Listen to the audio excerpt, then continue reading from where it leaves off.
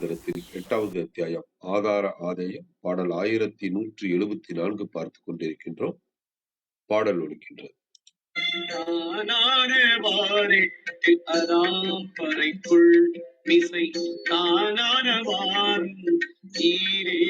சமக்கலை தானான விந்து சகமே பரமெனும் காணா பரவாதனை ஏனத்தக்கதே.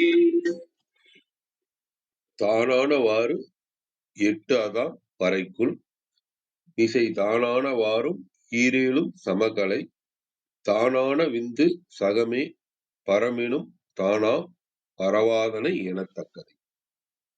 இதற்கு விளக்கமாக சரவண தளத்திலிருந்து நேற்றைய பாடலில் பார்த்தபடி சாதகருக்குள்ளிருந்து மிகுதியாக வெளிப்பட்ட இறைவி எப்படி இருக்கின்றார், என்ன செய்கின்றார் என்பதை இந்த பாடலில் அறிந்து கொள்ளலாம். தனக்கென்று ஒரு ஆரம்பமும் இல்லாமல் தானாகவே இருக்கின்ற வழிமுறைப்படி இறைவியானவள் 8 விதமான சக்திகளாக, இதை நம்ம பாடல் 1084 பார்த்திருக்கிறோம்னு சொல்றாங்க. 8 விதமான சக்திகளாக சாதகருக்குள் இருக்கும் 14 உலகங்களிலும் சரிசமமாக உருவாக்கி செயல்படுத்துகின்றார். அவளே உள்ளுக்குள் இருக்கும் ஒளி வடிவான இறைவியாகவும் அனைத்தையும் இயக்குகின்ற சக்தி வடிவம் என்று உணரப்படுகின்ற இறைவனாகவும் இருக்கின்றார். இந்த இறைவியானவள் ஒரு குற்றமும் குறையும் சொல்ல முடியாத அளவு என்று அறிந்து உணர்ந்து கொள்வதற்கு ஏற்ற தூய்மையான பொருளாக இருக்கின்றார். இது சரவணனையா கொடுத்திருக்கிற விளக்கம். இன்னொரு தளத்துல இதுக்கான ஒரு எளிமையா என்ன கொடுத்திருக்கிறாங்க அப்படின்னா, தலைப்பு பரவாதனை அப்படின்னு கொடுத்து சொல்லியிருக்கிறாங்க. 6 ஆதாரங்களிலும் விளங்குபவள் பராசக்தி. 16 கலைகள் பொருந்தி விளங்குபவள் பராசக்தி. 16 கலைகளில் 9ஆம் கலை வரை அதிகம் விரிவு பெறாதவை. அவை சிரசுக்குள் தொழிற்படும் கலைகள். கலை வடிவமாக அமைந்த சக்தி உலகத்திலும் கலந்திருப்பாள். அவளே பரத்திலும் கலந்திருப்பாள். இந்த விதமாக அவள் இரண்டுடனும் கலந்து இருக்கும் நிலையே பரவாதனை எனப்படும். அருணை வடிவேல் முதலியார் இதுல கொடுத்திருக்கிற விளக்கம் பார்ப்போம். கொடுத்திருக்காங்க.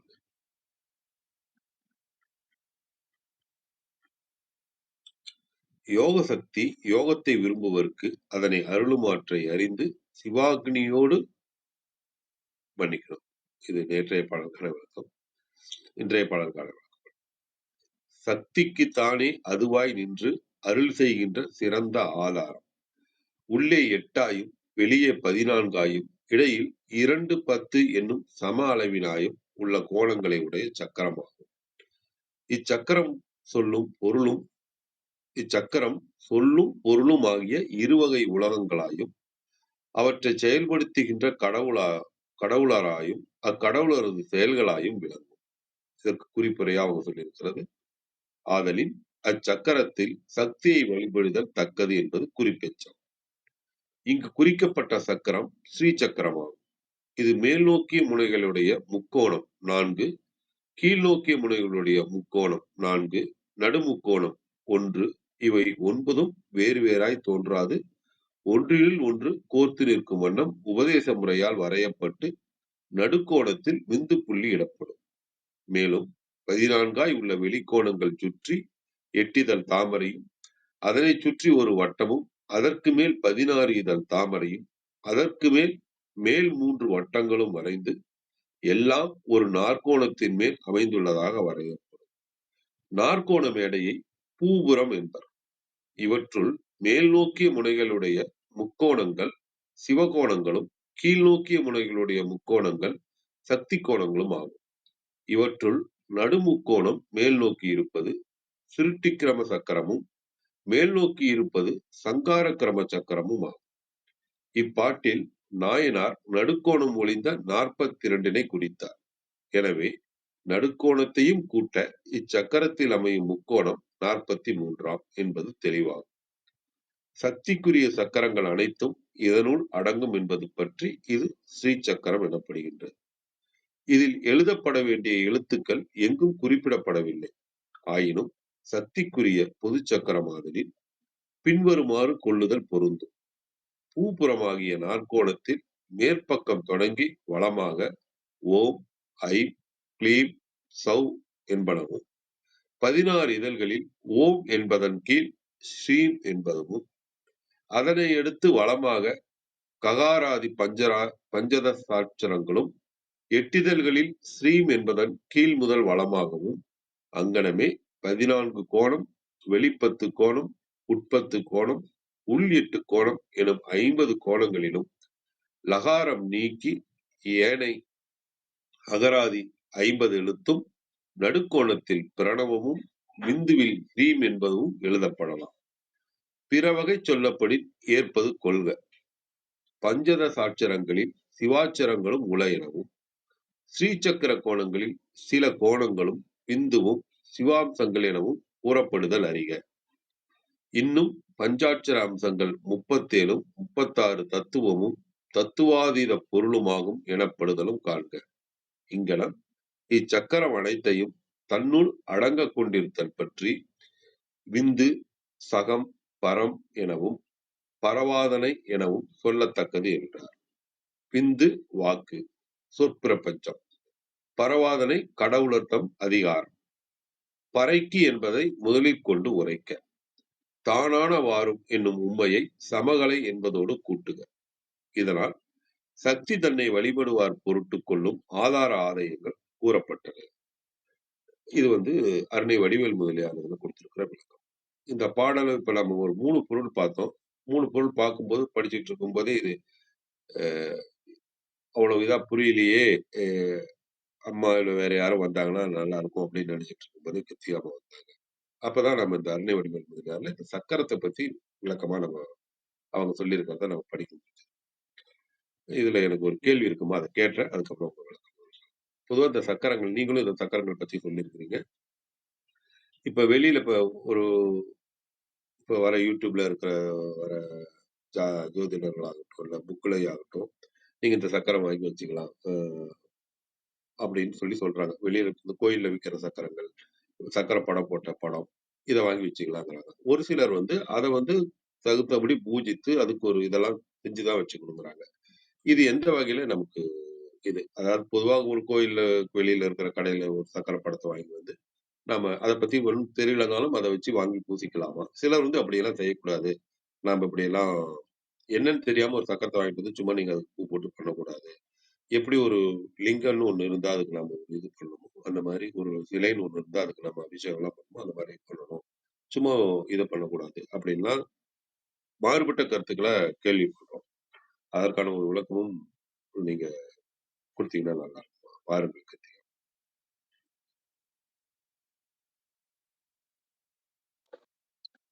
நன்றி. ரொம்ப நல்ல கேள்வி.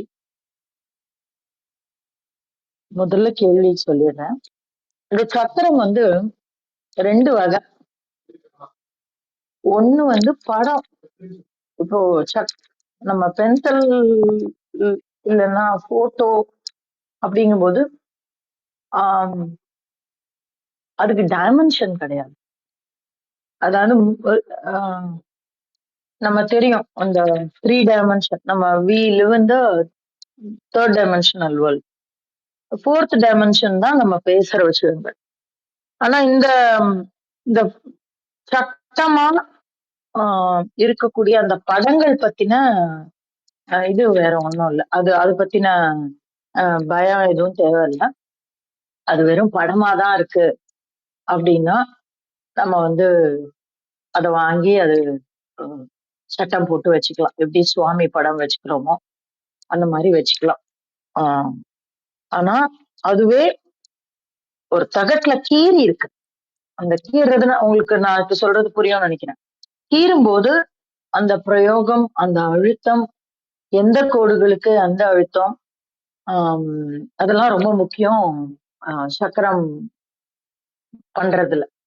அப்போ அந்த மாதிரி கீட்டுல என்ன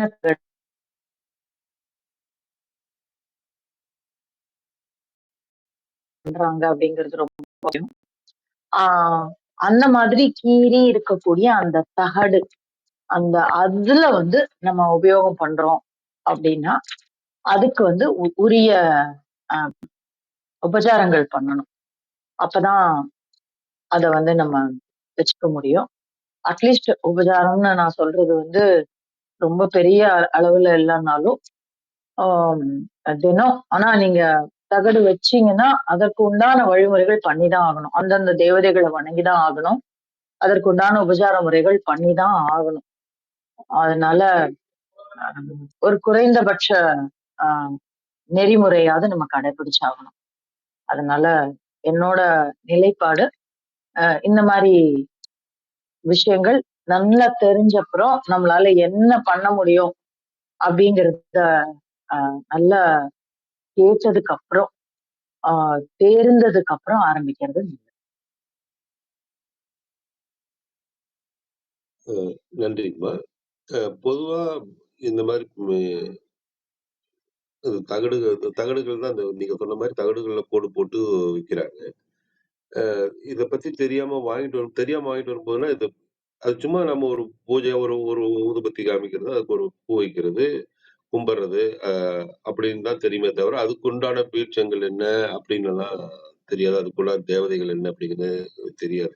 பொதுவா மக்களுக்கு. இப்ப நீங்க ஒரு 4, 5 நாட்களுக்கு முன்னாடி அ இந்த தேவதைகள் பத்திலாம் இருந்தா சொன்னீங்க. அது நீங்க சொல்லும்போது தான் இப்ப இது எங்களுக்கே தெரியுது. அந்த மாரிலாம் தெரியாதம்போது வாங்கிட்டு வந்து கும்பிடுறதுங்கிறது, சும்மா நம்ம அத ஒரு பக்தியா கும்பிடுறது மட்டும் போதும். பத்தாதா? இல்ல அப்படி செய்யக்கூடாதா? தெரியாம செஞ்சுட்டு இருந்தா அது என்ன இது அப்படி? இல்ல தெ தெரியாம செஞ்ச எதுக்குமே அபவாதம் கிடையாது. அது ஒண்ணு. ஆனா அது செய்யறது முறை இல்ல. ஏன்னா நம்ம ஒரு நீங்களே சொன்னீங்க. லிங்கத்த எடுத்துட்டு வீட்ல வந்து வச்சுட்டு நம்ம வந்து அது பத்தின பிரக்ஞை இல்லாம இருக்கிறது. ஆம், இது நான் சொன்ன மாதிரி அந்த தகடு இருக்கு அப்படின்னா, அந்த தகடு எப்படி கீறுறாங்கங்கிறது முதற்கொண்டு முக்கியம். அந்த அந்த நம்ம சாதாரணமா சொன்னீங்கன்னா, நீங்களே வாட்சிங்க. கோபுரம் இருக்கு அப்படின்னு. அதுக்கப்புறம் ஆ முதல்ல அந்த 4 மூலையிலயும் கோடுகள் இருக்கும். அதுக்கு ஒரு அழுத்தம் இருக்கணும். நீங்க ஸ்ரீசக்கரம் வரையறவங்க போய் கேட்டீங்கன்னா சொல்லுவாங்க. அதுக்கு எந்த விதமான அழுத்தம் இருக்கணும். அதற்கு இருக்கக்கூடிய அந்த வட்டத்துல என்ன மாதிரியான அழுத்தம் இருக்கணும். அதுக்கப்புறம் 16 இதழுக்கு என்ன மாரி கொடுக்கணும். உள்ள இருக்கக்கூடிய 8 இதழுக்கு என்ன குடுக்கணும். இந்த 14 முக்கோணத்துக்கு என்ன குடுக்கணும். அப்புறம் உள்பத்து, வெளிப்பத்து. ஏன்னா அந்தந்த தேவதைகளுக்கு உண்டான இருப்பிடம் அது. அதனால இது இது வந்து நம்ம தெரிஞ்சு பண்றது தான் நல்லது. இல்ல நான் வாங்கிட்டு வந்துட்டேன். நான் இப்ப இத என்ன பண்றது? நான் வீட்ல வச்சிருக்கேன். அம் நீங்க கேட்டீங்கன்னா, ஆம் குறைந்தபட்சம்னு நான் சொல்றது. தினம் அதுக்கு பூ வைங்க. உங்களால அபிஷேகம்லாம் பண்ண முடியாது அப்படின்னா, குறைந்தபட்சம் அ வாசனை மலரோ, இல்லது வாசனை இல்லாத மலர்னா அது அ அரளி மாத்திரம் தான் நம்ம வைக்கலாம். அம் அப்படி வாசனை இல்லாத மலர் ஏன்னா அரளிக்குன்னு ஒரு கந்தம் இருக்கு. நான் ஏற்கனவே சொல்லியிருக்கேன். அந்த மாதிரி குறைந்தபட்சம் மலர் வைங்க. ஒரு திதிப்பு வச்சு, ஒண்ணும் இல்லன்னா அட்லீஸ்ட் ஒரு 4 திராட்சை பழம். அ அத தேன்ல போட்டு அ வைங்க. வச்சு தினம் நெய்வேத்தியம் பண்ணி, அவங்களுக்கு அர்க்கியம் குடுங்க. அ இந்த 16 உபசாரம் சொல்லியிருக்கோம் இல்லையா? அந்த மாதிரி அவங்களுக்கு வந்து மானசீகமா பண்ணலாம். அதெல்லாம் பிரச்சனை இல்ல. அந்த அர்க்கியம்னு சொல்லுவோம் நம்ம. அந்த மாதிரி தீர்த்தம் எடுத்துட்டு அந்த 16 உபசாரங்கள மனசார சொல்லலாம். நீங்க வாங்க. வ அ இதெல்லாம் சொல்லணும்னு அவசியம் கிடையாது. அ மந்திரங்கள்லாம் சொல்லணும்னு. தெரிஞ்சா சொல்லலாம். இல்லையா? நீங்க வாங்க, உட்காருங்க. அ அ நான் உங்களுக்கு கால் அலம்புறேன், சந்தனம் குடுக்குறேன், குங்குமம் குடுக்குறேன், வெற்றிலை குடுக்குறேன், பூ வைக்கிறேன், தாம்பூலம் தரேன், அப்ப நெய்வேத்தியம் தரேன் அப்படின்னு அந்த 16 உபசாரங்கள் என்னங்கிறத தெரிஞ்சுட்டு நீங்க அந்த உபசாரங்கள சொல்லி அவங்களுக்கு உபசாரம் பண்ணிட்டு, அ தீபாராதனை காட்டலாம். ஆனால் இது தினம் பண்ணணும். முடிஞ்சா அதுக்குன்னு தனியா ஒரு விளக்கு ஏத்தி வைக்கலாம். பயங்கர நெறைய ப்ரொசீஜர்ஸ் இருக்குங்க. அது பண்ணினா நல்லது. இல்லன்னா ஒரு வைரத்த வாங்கி வீட்டுக்குள்ள வச்சிருக்கிற மாதிரி. அது கெடுதல் பண்ணாது. கண்டிப்பா கெடுதல் பண்ணாது. ஆனா ஒரு வைரத்த வாங்கி வீட்டுக்குள்ள வச்சிருக்கிற மாதிரி. அவ்வளவுதான். நம்ம கையில ஒரு ஸ்ரீசக்கரம் வந்திருக்குன்னா, நமக்கு வரணும்னு இருக்கு. அதனால தான் வந்திருக்குது. இல்லன்னா அதெல்லாம் அதுவாலலாம் வந்து உட்கார முடியாது. அப்போ அதுக்கு தக்கன விஷயங்கள நம்ம பண்ணணும். அவ்வளவுதான். மிச்சபடி பயப்படுறதுக்கெல்லாம் எதுவும் இல்ல. அ ஒரு நல்ல விஷயத்த வாங்கி நம்ம அது அந்த அந்த அதிர்வு நம்ம வீட்டுக்கு வரணும்னு இருக்கு. ஆனா அந்த அதிர்வு ஏற்படுத்தாம நம்ம வந்து அத அ சும்மா வச்சிருக்கோம் அப்படின்னு புரிஞ்சுக்குங்க. பயப்பட வேண்டாம். நன்றிம்மா, நன்றி. நன்றி. இந்த கேள்விதான் ரொம்ப லகுவாக்கிடுச்சு இந்த இந்த பாடல, இந்த மந்திரத்தை. என்னன்னா, இந்த பாடலினுடைய சைத்தன்யம் நம்ம எப்பவுமே சொல்லுவோம், ஒரு பாடலோட சைத்தன்யம்னு ஒண்ணு இருக்கு அப்படின்னு. அப்ப அந்த சைத்தன்யம் வந்து என்ன அப்படின்னா, இந்த இடத்துல இந்த பரவாதனை அப்படிங்கிற இடம்தான் வந்து அஹ் இந்த பாடலினுடைய சைத்தன்யம். இத சொல்றதுக்குதான் இந்த மொத்த பாடலும் சமைக்கப்பட்டிருக்கிறது அப்படின்னு நம்ம சொல்லலாம். அப்போ என்னது பரவாதனைனா என்ன அர்த்தம் அப்படின்னா, வாதனை அப்படின்னா வாசனை, பரவாசனை. அப்ப இது என்ன பரவாசனை அப்படின்னா, சக்திதான் எல்லாமே அப்படி என்று அறிந்து கொள்ளக்கூடிய பரவாசனை. அதுதான் வந்து பரவாசனை. அதான் இப்ப நல்ல மனம் அப்படின்னு நம்ம சொல்றோம் இல்லையா? இப்ப எது நல்ல மனம் நமக்கு தெரியும். ஒரு பூ மனம் நல்லது, ஒரு பத்தியோட மனம் நல்லது, ஒரு சந்தனமோட மனம் நல்லது. அப்போ நல்லது அல்லாதது என்னது? அபரவாசனை. அப்ப பரவாசனை என்பது சக்தி தான் அனைத்துமே அப்படின்னு நம்ம நினைச்சிருந்தோம்னாக்க, அப்படின்னு புரிஞ்சிருந்தோம்னாக்க, அபரவாசனை என்னது அப்படின்னாக்க, இந்த உலகாயுத எண்ணங்கள் எல்லாமே அபரவாசனை அப்படின்னு வச்சுக்கலாம். இல்லைன்னா எங்கெல்லாம் நம்ம சக்திய புரிஞ்சுக்கலையோ அதை வந்து நம்ம வந்து அபரவாசனை அப்படின்னு வச்சுக்கலாம். அப்ப நம்ம சக்தி தான் நிலைத்திருக்கிறாள் அனைத்தையும் என்று புரிவதற்கு உண்டான மாயை எங்கெல்லாம் இருக்கோ அதெல்லாம் அபரம். எதெல்லாம் சக்தி நம்ம கரெக்டா புரிஞ்சுக்கிறோமோ, அப்ப எல்லா இடத்துலயும் அவதான் இருக்கா. ஏதோ ஒரு போர்ஷனை புரிஞ்சுக்கிறோம், ஏதோ ஒரு போர்ஷனை புரிஞ்சுக்கல அப்படின்னா, அந்த புரிஞ்சுக்காத போர்ஷன் தான் அபரவாசனை. இந்த புரிஞ்சுக்காத போர்ஷன் எப்ப நடக்கும் அப்படின்னா, நம்முள்ளே மாயை நிறைந்து நிற்கும் பொழுது. மாயை நிறைந்து இருக்குன்னு எப்படி புரிஞ்சுப்போம்? எல்லாம் நான் தான் நினைக்கிறது, உலகாயுத பற்று, உடல் பற்று, உடல் காமம், உலக காமம், உயிர் காமம், எல்லா காமமும் அபரவாசனை. இததான் சொல்றாரு அவரு. என்ன சொல்றாரு அப்படின்னாக்க, அபர வாசனை என அறியத்தக்கதே அப்படின்னு சொல்றாரு. அப்படிதானே சொல்றாரு. நான் பாடல் மறந்துட்டேன். தானாம் விந்து சகமே பரமெனும் தானாம் பரவாதனை என தக்கதே. தானான விந்து ஜகமே பரமம். அந்த அந்த இடத்துல நம்ம நேத்திக்கு வந்து அந்த விந்துநாதம் எங்கனம் நமக்கு வழிகாட்டும், எங்கனம் நம்மை ஆட்கொண்டு நம்மை மேல்நிலைக்கு எடுத்து செல்லும் அப்படின்னு நம்ம பார்த்தோம் இல்லைங்களா? உணர்ந்து உலகேழையும் அப்படின்னு பார்த்தோம். இல்ல அது இல்ல, யோகனர் சக்தியா அதுவும் இல்ல, தேர்ந்தெழு மேலாம் சிவனங்கியோடுற அப்படின்னு நம்ம பார்த்தோம். இன்னைக்கு என்ன சொல்றாரு? தானாம் பரவாதனை என தக்கதே. எது? தானான விந்து ஜகமே பரமெனும். அப்ப அதுதான் பரம். எது? அந்த விந்துஜம் அந்த நாதமாக இருந்து நம்மை காட்டி நம்மை ஒளியை நோக்கி இழுத்து செல்லக்கூடிய அந்த தன்மைதான் பரம். அந்த பரமாக நிற்பதும் யாருதான்? அந்த இடத்துக்கு நம்ம கூட்டிட்டு போறதும் யாருதான் அப்படின்னா, தானாம் பரவாதனை என தக்கதே அப்படின்னு சொல்றாரு.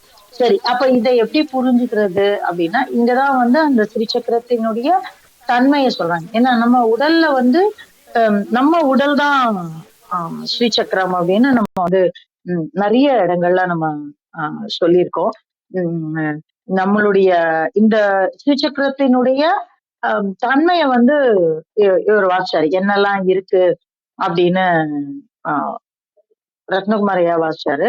இந்த ஸ்ரீசக்கரம் வந்து நம்மளுடைய உடல், நம்ம இந்த இந்த இந்த ஆதாரம் தானே நம்ம பார்த்துட்டு இருக்கோம்.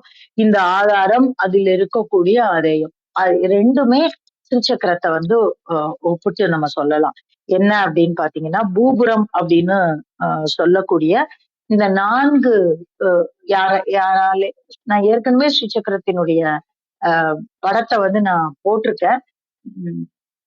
அதனால உங்களுக்கு தெரிஞ்சிருக்கோ இல்ல நீங்களே வெளியில பார்த்திருப்பீங்க. அப்படியே இல்லைன்னாலும் ஸ்ரீசக்கரத்தினுடைய ஒரு படம் வந்து நம்ம அந்த அருணை முதலியார் இதுலயே இருக்கும்னு நினைக்கிறேன். நான் வேணா எடுத்து முடிஞ்சா எடுத்து போடுறேன். அதை பார்த்துக்கோங்க. அந்த ஸ்ரீசக்கரத்துல 4 முதல்ல வந்து ஒரு சதுரமான வாயில் போன்ற அமைப்பு இருக்கக்கூடிய ஆம், ஒரு அமைப்பு உண்டு. இந்த அமைப்புல வந்து அத வந்து பூபுரம் அப்படின்னு சொல்லுவோம். இது என்ன அப்படின்னு பாத்தீங்கன்னாக்க, நம்மளுடைய பாதம். அதாவது இந்த இந்த நம்ம வந்து வெளியில இருந்து இப்ப உள்ள போறோம். அப்போ அப்படி வெளியில இருந்து உள்ள போகும்பொழுது அது வந்து நம்முடைய பாதத்திற்கு சமமானது. அதற்கு பிறகு ஒரு 3 வட்டங்கள் இருக்கும். அதற்குள்ள ஒரு 16 இதழ் தாமரை இருக்கும். இந்த 3 வட்டங்களும் இந்த 16 இதழ் தாமரை இருக்கு பாத்தீங்களா? இது என்ன அப்படின்னா நம்மளுடைய இடுப்பு, நம்மளுடைய தொடை. அதாவது இந்த இடுப்பு பிரதேசமும் தொடையும் நம்ம அந்த இடத்துல வச்சுக்கலாம். அதற்கு பிறகு ஒரு இதற்கு வந்து இதெல்லாமே சிவமூலம் அப்படின்னு சொல்லுவோம். எது? இந்த பாதம், இந்த இடுப்பு மற்றும் தொடை. அதற்கு பிறகு அந்த அஷ்டதள பத்மம் உள்ள வந்து ஒரு 8 இதழ் தாமரை வந்து நம்ம பார்க்கலாம். நான் இந்த வாட்ஸ்அப்ல அந்த படம் போட்டிருக்கேன். வேணுங்கிறவங்க குரூப் எடுத்து பார்த்துக்கலாம். அப்போ அது வந்து இந்த 8 இதழ் தாமரை, 8 இதழ் பத்மம் ஒண்ணு உண்டு. அது வந்து நம்ம தொப்புளை குறிக்கக்கூடியது. இதுவும் சிவமூலம் தான். அப்போ 3 மூலம் 3 இடங்கள், 3 ஸ்தானங்கள். ஒண்ணு நம்மளுடைய பாதம், அதற்கு பிறகு நம்மளுடைய இடுப்பு, அந்த தொடை பகுதி, இன்னொன்னு தொப்பு. இது எல்லாமே சிவமூலம் அப்படின்னு சொல்றோம். அதற்கு பிறகு உள்ள வந்து ஒரு 14 கோணம் இருக்கும். அந்த 14 கோணம் இருக்கக்கூடிய அந்த பகுதியை வந்து நம்ம வந்து ஹிருதயம் அப்படின்னு சொல்லுவோம். அது வந்து சக்தி மூலம். அதற்கு பிறகு உள்ள ஒரு 2 10 கோணங்கள் இருக்கும். உள்ள ஒரு பெரிய கோணம், சின்ன கோணம் இருக்கும். அதுக்கு மேல ஒரு பெரிய கோணம் இருக்கும். இத வந்து நம்ம வந்து என்ன சொல்லுவோம் அப்படின்னா உள்பத்து, வெளிப்பத்து அப்படின்னு சொல்லுவோம். இந்த வெளிப்பத்து வந்து கழுத்து, உள்பத்து வந்து புருவ மத்தி. அதற்கப்புறம் உள்ள வந்து ஒரு அஷ்டகோணம் ஒண்ணு உண்டு. 8 கோணங்களுடைய ஒரு அமைப்பு உண்டு. அது வந்து நெற்றி. இது எல்லாமே சக்தி மூலத்தை சார்ந்தது. அப்புறம் திரிகோணம். அந்த உள்ளே இருக்கக்கூடிய பிந்து என்று சொல்லக்கூடிய அந்த திரிகோணம். இது வந்து நம்முடைய தலை. இது எல்லாமே சக்தி மூலத்தை சேர்ந்தது. அதற்கு பிறகு அந்த பிரம்மரந்திரம் அப்படின்னு நம்ம சொல்லக்கூடிய அந்த தலை உச்சி இருக்கு பாத்தீங்களா? அதுதான் பிந்துஸ்தானம் அப்படின்னு சொல்லுவோம். இது வந்து சிவசக்தி மூலம்னு சொல்லுவாங்க. இல்லைன்னா சிவமூலம் அப்படின்னு சொல்லுவாங்க. ஏன்னா அந்த இடத்துலதான் சிவசக்தி ஐக்கியம், காமேஸ்வரன் காமேஸ்வரியாக இருவரும். அதுதான் அந்த பரவாதனை. அந்த அந்த இடத்துல நீங்க பாத்தீங்கன்னா தானான விந்து ஜெகமே பரமெனும் தானாம் பரவாதனை என தக்கதே அப்படின்னு சொல்றாரு. இந்த ஆறெட்டதாம் பறைக்குள் மிசை தானானவாறு நீ ஈரேழும் அப்படின்னா அந்த 14 சமகலை அப்படிங்கிறது வந்து இந்த உள்பத்து வெளிப்பத்து இரண்டையும் சொல்லக்கூடிய ஒரு விஷயமா நம்ம பாக்குறோம். நம்ம ரத்னாயா வாசிச்சதுனால அந்த என்னென்ன அப்படிங்கிற ஒரு அமைப்புக்குள்ள நான் போல. ஆனா இது எப்படி நம்முடைய உடம்போடு தொடர்பு படுத்தி பார்க்கணும் அப்படிங்கிறதுக்கு உண்டான ஒரு விஷயத்த நம்ம பார்த்துட்டோம். இதுல வந்து நம்மளுடைய 6 ஆதாரங்களையும் இதுல வந்து வச்சு சொல்லிடலாம். மூலாதாரம் நமக்கு தெரியும், இந்த இடுப்பினுடைய பகுதி. அததான் நம்ம வந்து பூபுரம் அப்படின்னு சொல்றோம். அப்புறம் மூலாதாரத்திற்கும் பின்தொடைக்கும் இடைப்பட்ட அந்த 16 இதழ் தாமரை சொன்னோம் இல்லையா? அத வந்து நம்ம வந்து இந்த மூலாதாரத்துக்கும் தொடைக்கும் இடைப்பட்ட இடத்துல வந்து அந்த 16 இதழ் தாமரை நம்ம ஏற்கனவே பார்த்துட்டோம். அதற்கு பிறகு சுவாதிஷ்டானம், அதற்கு மேலே இருக்கக்கூடிய பகுதி வந்து அந்த 8 இதழ் கமலம் பார்த்துக்கலாம். அதற்கு பிறகு சுவாதிஷ்டானம் வந்து அந்த 14 கோணம். அப்புறம் மணிப்பூரகம் வந்து உள்பத்து கோணம். அநாகதம் வந்து வெளிப்பத்து கோணம். விசுப்தி வந்து 8 கோணம். அதுக்கப்புறம் இந்திரயோனி என்று சொல்லக்கூடிய, அதாவது நம்மளுடைய அந்த சிவ லிங்க அமைப்பு வந்து நம்ம தொண்டையில இருக்கு. நம்ம ஏற்கனவே பார்த்திருக்கோம். அது வந்து பிந்துஸ்தானம், நடுவுல இருக்கக்கூடிய அந்த கோணம் அப்படின்னு சொல்லுவாங்க. அப்புறம் வந்து பிந்து அப்படின்னு நம்மளுடைய 6 ஆதாரங்களையும் நம்ம வந்து ஸ்ரீசக்கரத்துக்கு இணையா சொல்ல முடியும். ஆக மொத்தத்துல இந்த உடலே ஸ்ரீசக்கரமாகத்தான் சொல்லப்பட்டிருக்கிறது. அதனாலதான் வந்து நான் மீண்டும் மீண்டும் நம்ம சொல்லியிருக்கோம். என்ன சொல்லியிருக்கோம் அப்படின்னாக்கா, ஆஹ் ஆஹ் தமிழில் இருக்கக்கூடிய சிறந்த ஸ்ரீவித்யா ஆஹ் பதிவுகள் அப்படின்னாக்கா அது வந்து திருமந்திரம் தான். அவ்வளவு அழகா சொல்லியிருக்கிறாரு. இப்ப இந்த பாடலை வந்து நீங்க திருப்பி பாருங்க. தானான ஆறு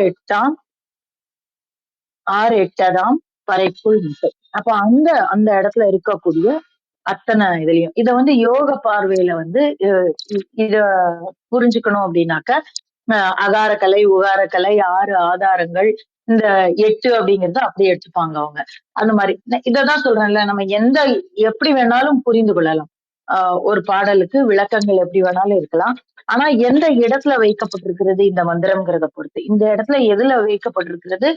ஆதார ஆதேயம் பத்தி வைக்கப்பட்டிருக்கிறது. பறைய பத்தி நம்ம பேசுறோம். பறையினுடைய விசையை பத்தி பேசுகிறோம்.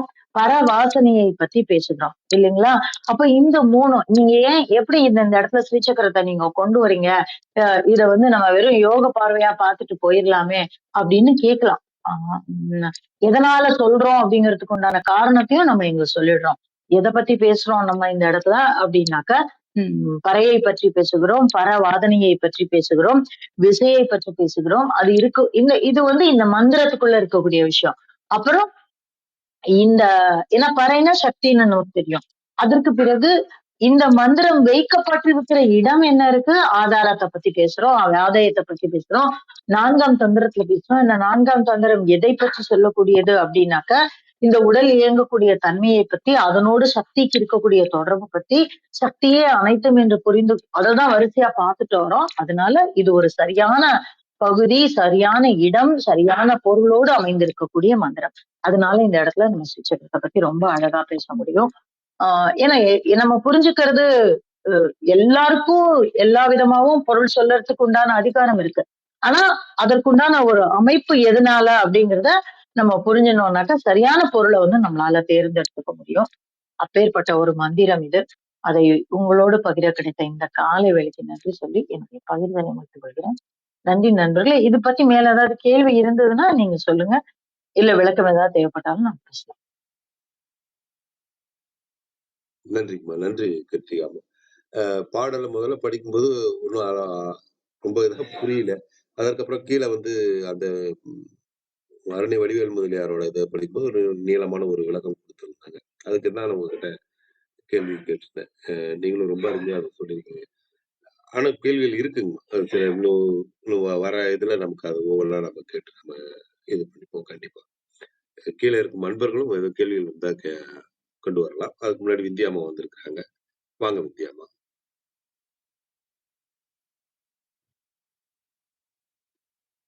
வித்யாமா.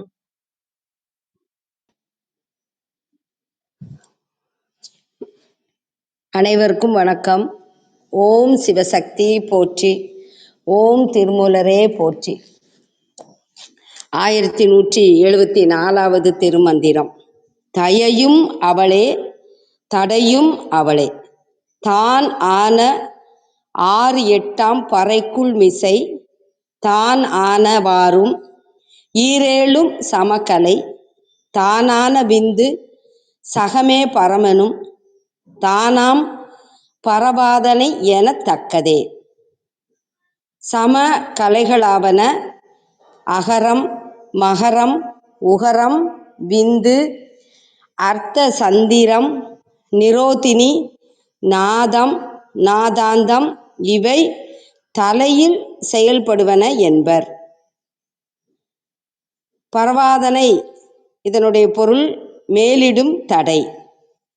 திருமந்திரத்தின் பொருள் எல்லாம் தானாக இருக்கின்ற பராசக்தி 6 ஆதாரங்களிலும் 8 யோக நிலைகளிலும் இடம் கொண்டு விளங்குவாள். 6 சாத்திரங்களிலும் அகரம், உகரம், மகரம் முதலான 9 கலைகளிலும் விளங்குவாள். ஓசை ஒளியாய், பரம்பொருள் அருளாய், பரவாதனையாக விளங்குகிறாள். 6 ஆதாரங்கள் 14 உலகங்கள் என்றும் கூறுவர். கழக வெளியீட்டில் உரையாசிரியர் நுட்பமான விளக்கம் அளித்துள்ளார். பறையாகிய திருவருள் மூல முதலாகிய 6 நிலைக்களங்களும் அகத்தவமாகிய 8 யோக நிலைகளும் தனக்கு இடம் என்று கொண்டு அருளுபவள். அதுபோல 6 வகை வழிகளும் 14 உலகங்களும் தானாக கலந்திருப்பள். கலை வடிவாக சமையப்பட்ட உலகிற்கு முதலாம் விந்துவும் தானாக நிற்பள். பரமனாகிய நாதமும் தானாம்.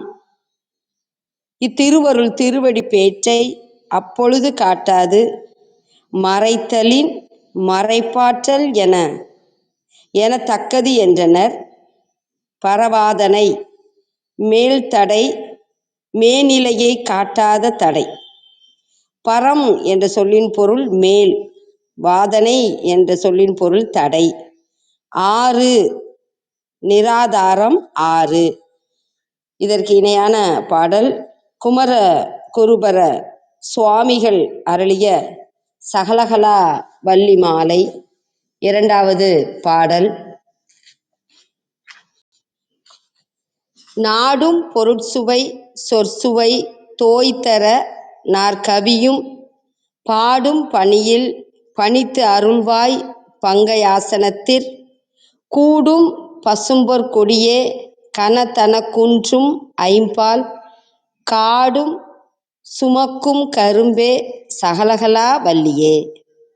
அழகான தாமரை மலரில் வீற்றருளும் தாயே, பசுமையான வண்ணம் கொண்ட பொற்கொடி போன்றவளே, பெரிய கொங்கைகளாகிய மலைகளையும் வகைகளாக பிரிக்கப்பட்ட கூந்தலாகிய காட்டினை சுமக்கின்ற கரும்பு போன்றவளே, அனைத்து கலைகளின் வடிவமாய் விளங்குபவளே, அறிவுடையோர் விரும்பும் பொருட்சுவை சொற்சுவைகளை உடைய ஆசு மதுரம் சித்திரம் வித்தாரம். இது என்னவென்றால் வெண்பா ஆசிரியப்பா கலிப்பா வஞ்சிப்பா என்னும் 4 வகை செயல்களாலும் யான் பாடும் தொழிலில் வல்லமை பெற நல்ல அருளை தந்தருள வேண்டும் என்கிறார் குமரகுருபரர்.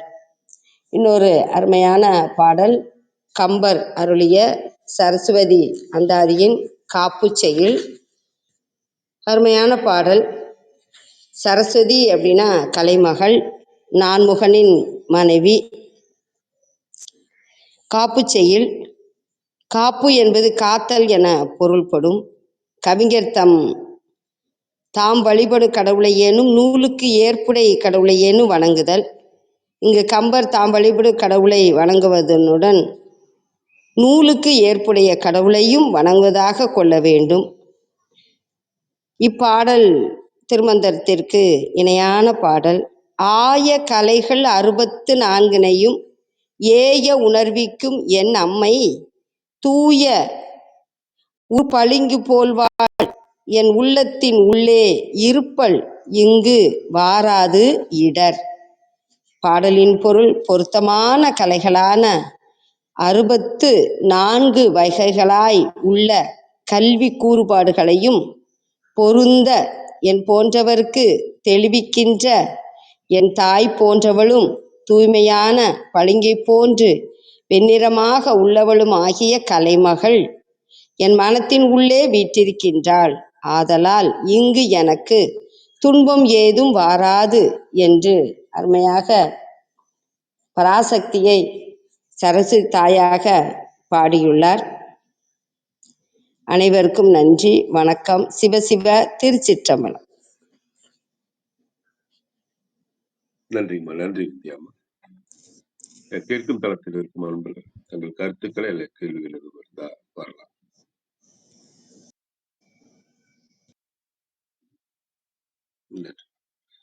ஆமா கிருத்திகாமா, அந்த திதி நித்யா தேவி பத்தி சொல்லியிருந்தீங்க. அப்பவும் ஸ்ரீ சக்கரத்தை பத்தி தான் சொன்ன மாதிரி ஞாபகம். சக்கரங்கள் நிறைய இருக்கு. இந்த திதி நித்யா தேவிகள் அப்படிங்கிறது ஸ்ரீ சக்கரத்துக்கு உண்டான தேவிகளா? பொதுவா சக்கரங்கள் எது இருந்தாலுமே திதி நித்யா தேவிகள் இருப்பாங்க.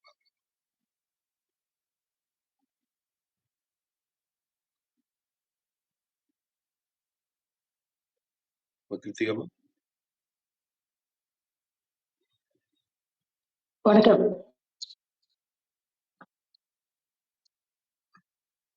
ஆமா.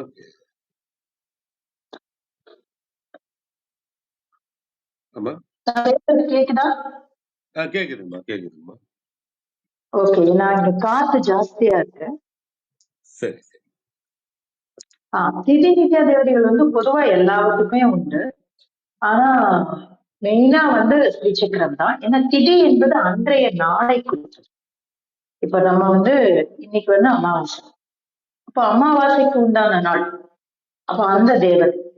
ஆஹ் அதனால இது வந்து நாளோடு சம்பந்தப்பட்டது. அப்புறம் எப்படி நம்ம வந்து ஒரு ஒரு ஒரு நாள் அப்படிங்கிறது 24 மணி நேரம், அப்புறம் அதுக்குள்ள ஒரு மணி, அந்த நாள் வந்து ஒரு வாரத்தினுடைய பாகம், அந்த வாரம் வந்து ஒரு மாதத்தினுடைய பாகம், மாதம் என்பது வருடத்தினுடைய ஒரு 3 குவார்டர்னு சொல்லுவோம் இல்லையா நம்ம, அந்த மாதிரியான ஒரு அயனம் என்று சொல்லக்கூடியது. நம்ம தமிழ்ல சொல்ல போனோம்னா அந்த அயனம், தட்சிணாயனம், உத்தராயணம், அப்புறம் அந்த அது வந்து ஒரு வருடத்தினுடைய வருஷம் திருக்குண்டான ஒரு பாகம். அப்ப இந்த மாதிரி வரும்பொழுது இந்த திதி நித்யா தேவதைகளுடைய வழிபாடு எல்லாவற்றுக்கும் பொருத்தமானது. ஸ்ரீவித்யா உபாசனை பண்ணும்போது இது கண்டிப்பா பண்ணிட்டு நம்ம மேல போறோம். ஆனா இத வந்து திதி நித்யா தேவதைகளை வந்து நம்ம எப்ப வேணாலும் எல்லா நம்ம சாதாரண ஒரு பஞ்ச உபசாரம் பண்ணி நம்ம பஞ்ச பூஜை பண்ணா கூட நம்ம வந்து திதி நித்யா தேவதைகளை வந்து வணங்கலாம், தவறு. நன்றிங்கம்மா, நன்றி. நிறைவு செய்யலாம் நினைக்கிறேன் நேரம் கருதி. திருமந்திரம் கேட்க ஓத பயில அறிவில் உணர்வில் தூய்மையும் ஆன்ம உணர்வும் துணிவும் சஞ்சலம் சங்கடமற்ற வாழ்க்கையும் சிவன் மீது உண்மையான உணர்வு பெறுதலும் கிட்டும். யாம் பெற்ற இன்பம் பெருகையும் வையகம் என்ற திருமூலரின் கூற்றுக்கிணங்க வந்திருந்து கருத்துக்களை பகிர்ந்து கொண்ட சான்றோர்களுக்கும் மெய்யன்பர்களுக்கும் மிக்க நன்றி. தளம் நிறைவடைகிறது. மீண்டும் நாளை காலை 6:30 மணிக்கு கேள்வி ஞானம் ஆன்ம சுவாசம் நிகழ்வில் சந்திப்போம். 5, 4, 3, 2, 1.